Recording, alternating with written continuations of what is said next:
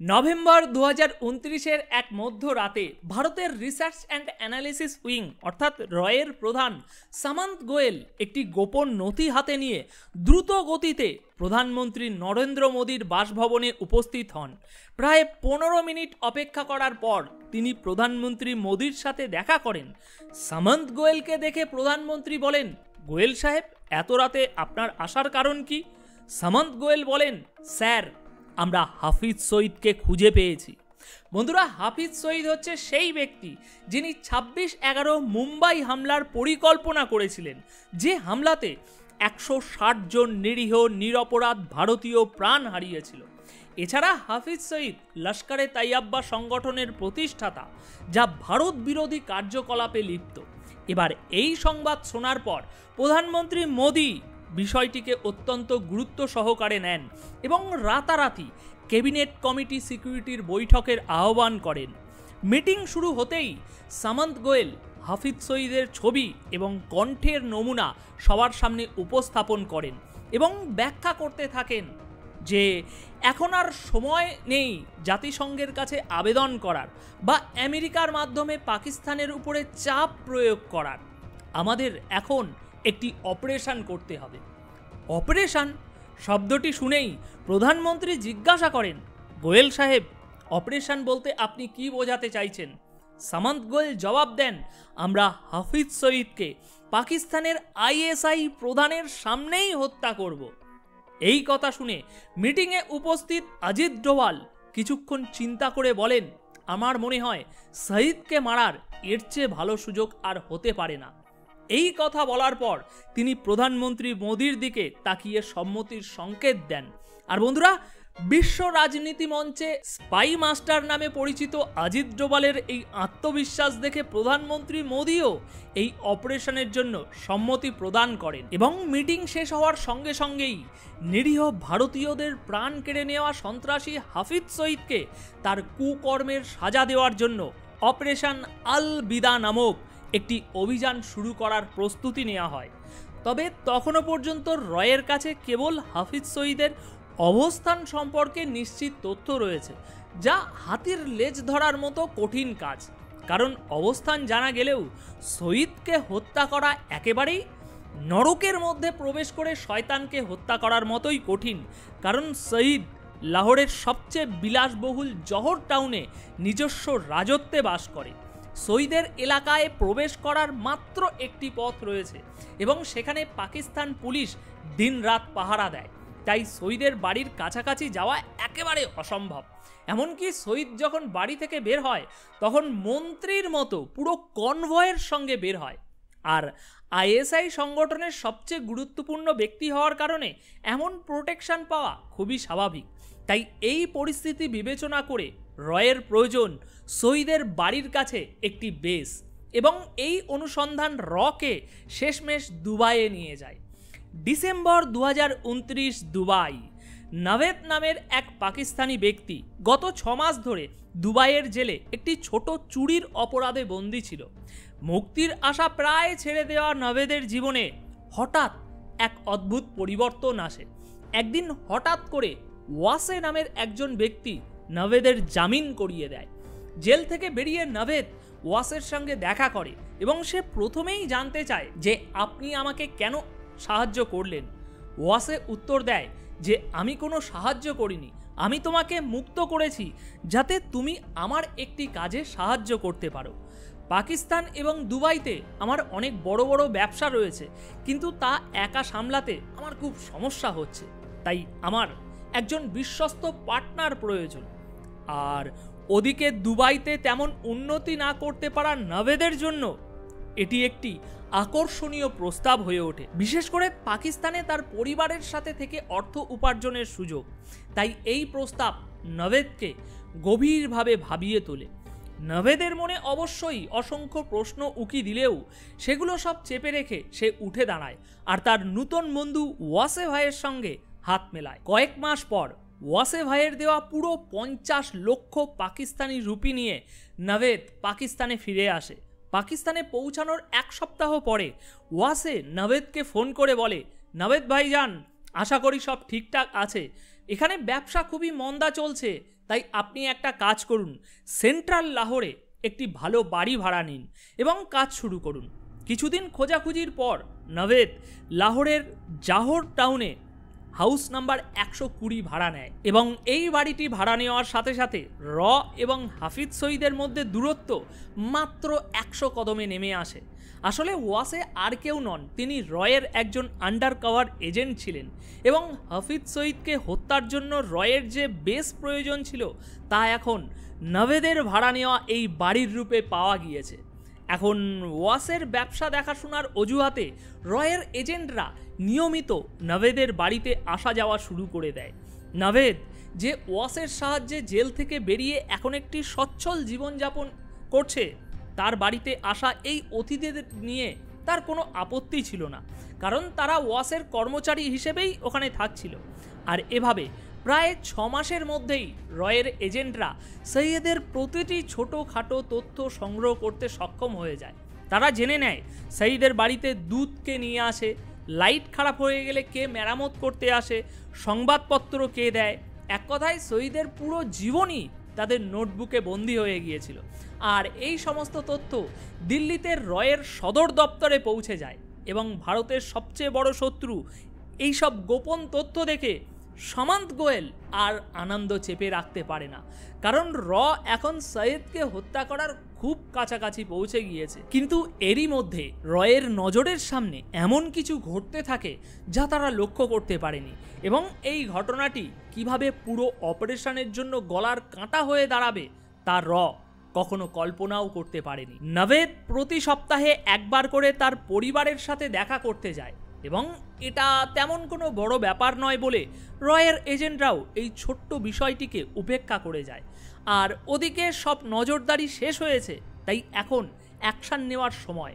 কিন্তু হঠাৎ একদিন নভেদের কাছে ওয়াসের ফোন আসে। ওয়াসে বলে, নভেদ, তোমাকে পরের সপ্তাহে দুবাইয়ে আসতে হবে, তোমার সঙ্গে জরুরি কথা আছে।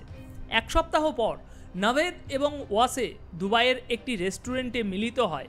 কথোপকথনের মাঝে ওয়াসে বলে, নভেদ, তুমি কি মনে করো না যে পাকিস্তানে সন্ত্রাসীদের আশ্রয় দিয়ে ভুল করছে পাকিস্তান? নভেদ উত্তর দেয়, ভাইজান, আমাদের কি? ওরা তো হিন্দুস্তানিদেরকে মারে, আমাদের তো না। এই বলে হেসে ওঠে। ওয়াসে আবার বলে ওঠে, সৈয়দকে হত্যা করায় তুমি কি আমাকে সাহায্য করবে? এই কথা শুনে নভেদের গলা শুকিয়ে যায় এবং কয়েক ঢোক জল খেয়ে সে বলে, ওয়াসে ভাই, আপনি এসব কি বলছেন? মজাক বন্ধ করুন। নভেদ আরও কিছু বলার আগেই ওয়াসে তাকে থামিয়ে দিয়ে বলে, নভেদ, আমার কথা মনোযোগ দিয়ে শোনো। তোমাকে শুধু আমাদেরকে সাহায্য করতে হবে এবং এর বিনিময়ে তুমি কয়েক কোটি টাকা এবং তোমার পুরো পরিবার সহ তুমি আমেরিকায় বসবাসের সুযোগ পাবে। নভেদ ভীষণ আতঙ্কিত হয়ে পড়ে, কিন্তু এই প্রস্তাবও হাতছাড়া করতে চাইছিল না সে।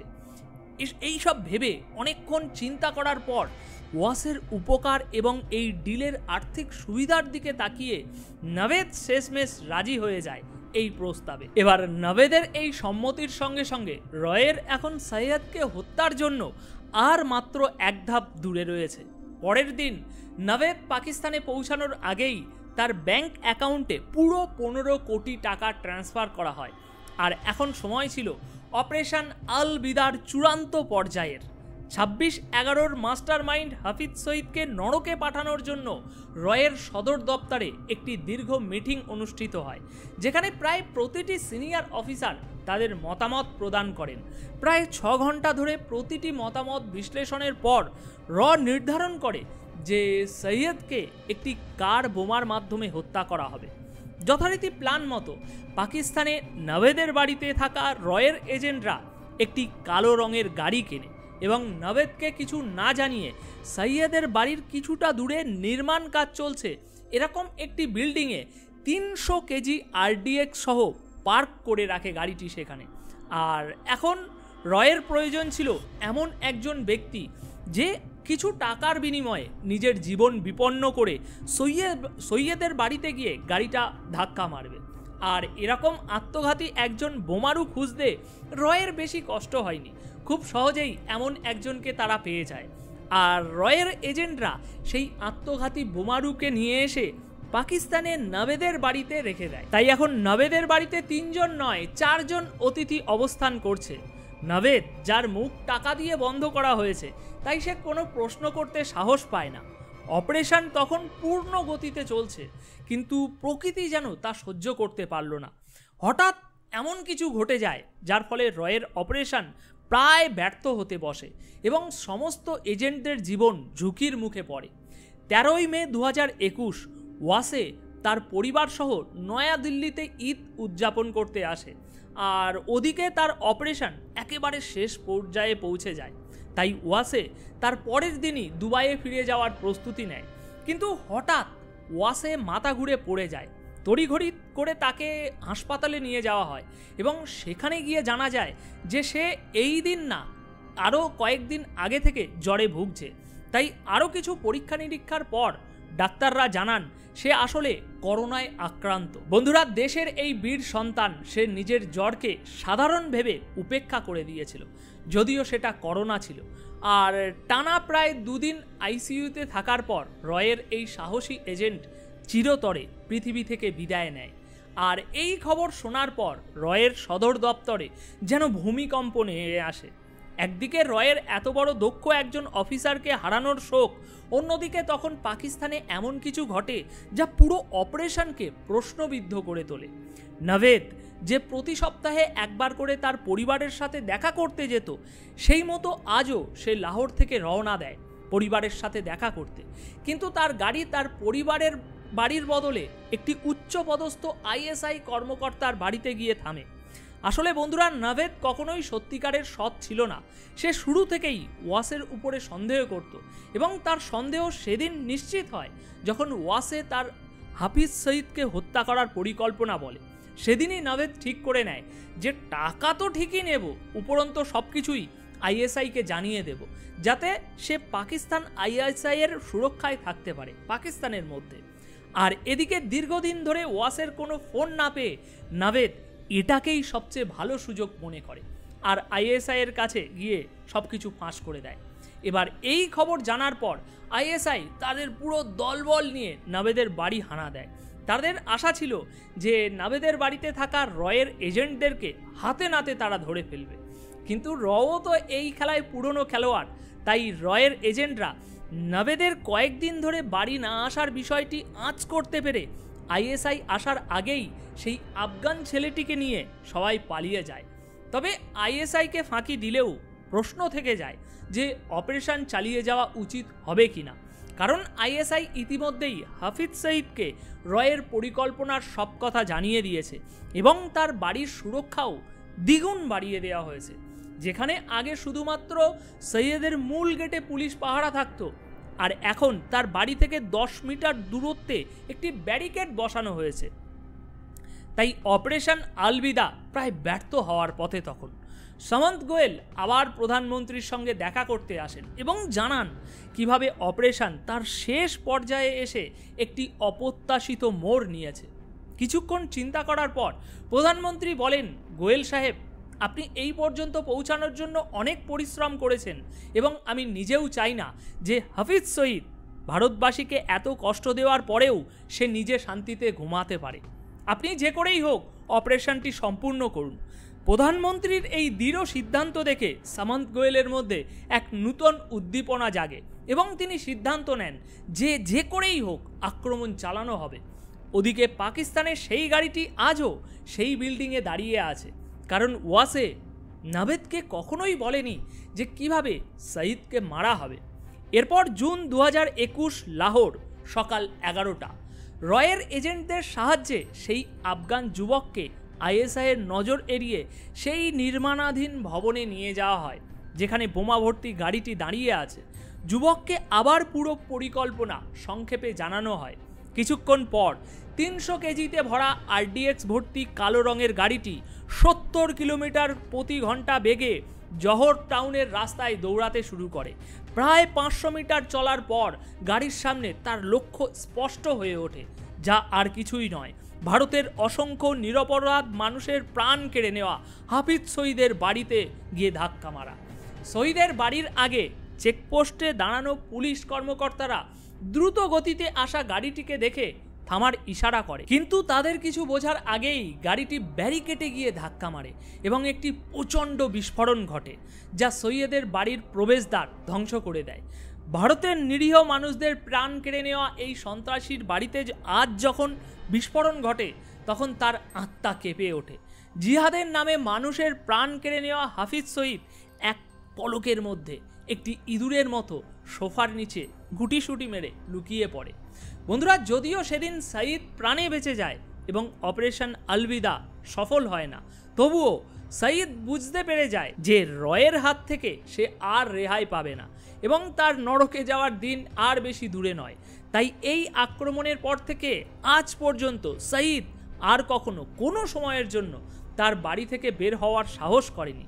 তাছাড়া যখন পাকিস্তানের সবচেয়ে বড় ভয়ঙ্কর সন্ত্রাসীর বাড়িতে হামলা হানে, তখন পাকিস্তানের ছোট থেকে বড় সব সন্ত্রাসীও এই বার্তা পেয়ে যায় যে এটি নতুন ভারত, যে শত্রুর ঘরে ঢুকে সন্ত্রাসীদের বেছে বেছে হত্যা করতে সক্ষম। আর বন্ধুরা, ঠিক এভাবেই অল্পর জন্য হাফিজ সঈদকে নরকে পাঠাতে ব্যর্থ হয়। তবে ভিডিও শেষ করার আগে আমি আপনাদের কাছে জানতে চাইব, রয়ের এই অপারেশন সম্বন্ধে আপনাদের কি মতামত তা কমেন্ট বক্সে অবশ্যই জানিয়ে যাবেন এবং এই গুরুত্বপূর্ণ তথ্যটি আপনাদের বন্ধুবান্ধবের সাথে শেয়ার করতে যেন একদম ভুলবেন না। সঈদ আর কতদিন রয়ের হাত থেকে লুকিয়ে থাকতে পারবে তা জানা নেই, খুব তাড়াতাড়ি নিধন হবে। অনুপ তাহলে আজ আপনাদের থেকে এখানেই বিদায় নিচ্ছে। দেখা হচ্ছে পরবর্তী এপিসোডে নতুন কিছু তথ্যের সাথে।